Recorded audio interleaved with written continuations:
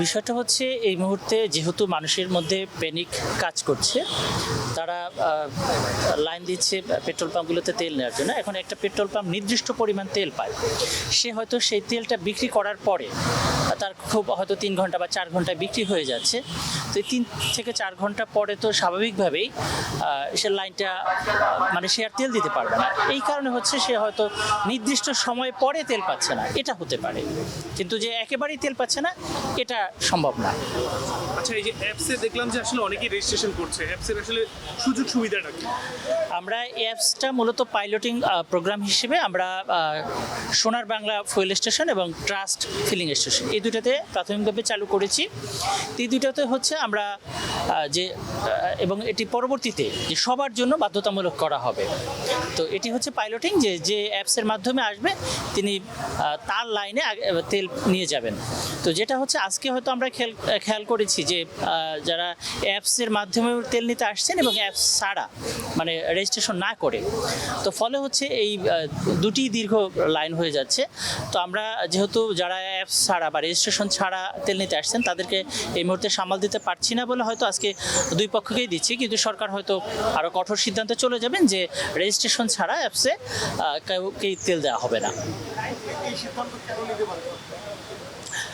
আর এটি দরকার হচ্ছে যে যেহেতু আমরা ধারণা করছি যে বাইকাররা তার প্রয়োজনের অতিরিক্ত তেল নিচ্ছেন অথবা তিনি মজুত করছেন, তো এই অ্যাপসটাতে যদি একজন বাইকার রেজিস্ট্রেশন করে থাকে তিনি কতটুকু তেল নিচ্ছেন, কতটুকু তেল পাচ্ছেন এবং তার যে মাসিক একটা সিলিং করে দেওয়া হয়েছে, এটার একটা ডেটা সরকারের কাছে থাকবে এবং তখন যারা দুষ্টচক্র আছে তারা অতিরিক্ত তেল সংগ্রহ করতে পারবে না। আসলে একটা বাইকে সর্বোচ্চ 13 থেকে 15 লিটার তেল ধরে, একটা বাইক ফুল ট্যাঙ্কি তেল নিতে তার 6 থেকে 7 ঘন্টা সময় লাগে। সে আসলে কতটুকু তেল মজুত করতে পারছে?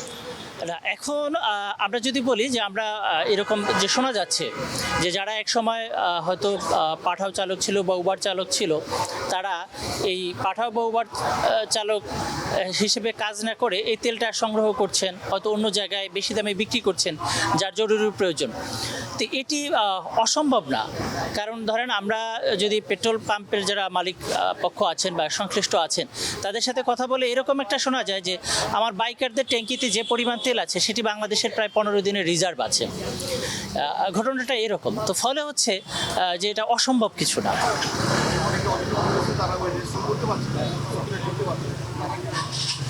আর এই সমস্যাটা হয়তো সাময়িক হতে পারে, কারিগরি ত্রুটির কারণে সাময়িক হতে পারে, কিন্তু এটি কোনো দীর্ঘমেয়াদী সমস্যা না, এটি ঠিক হয়ে যাবে আশা করি। সব পাম্পে আসলে তেল কবে নাগাদ স্বাভাবিক হবে বলে আপনার ধারণা? এই বিষয়টা আমি বলবো আমরা যারা সাধারণ মানুষ আছে, যারা এই তেলের ভোক্তা, তাদের মধ্যে যদি এই প্যানিকটা কাজ না করে, তারা যদি আগে যে পরিমাণ তেল নিত সেই পরিমাণ তেল নেয় রেগুলার, তাহলেই এই সংকট থেকে আমরা কাটিয়ে উঠতে পারবো। আপনার কাছে মনে হয় না সব পাম্পে তেল অ্যাভেলেবেল থাকলে এই সংকটটা হতো না? না, সেটা হয়তো না, কারণ আমার যদি আমরা যেখানে দাঁড়িয়ে আছি ট্রাস্ট ফিলিং স্টেশন, এখানে কিন্তু আমার তেলের ঘাটতি নেই, আমার কিন্তু পর্যাপ্ত তেল আছে এবং 24 ঘন্টা তারা পাম্পটা চালু রাখছে, কিন্তু তারপরও কিন্তু লাইন হচ্ছে। তো ফলে হচ্ছে বিষয়টা এমন না যে হয়তো সরবরাহ আরও বেশি চালু থাকলে লাইন হতো না। মানুষের মধ্যে আমরা বলবো যে মানুষ যদি সচেতন হয়, তাদের মধ্যে যদি প্যানিকটা কাজ না করে, তাহলে এই সমস্যাটা আর থাকবে না।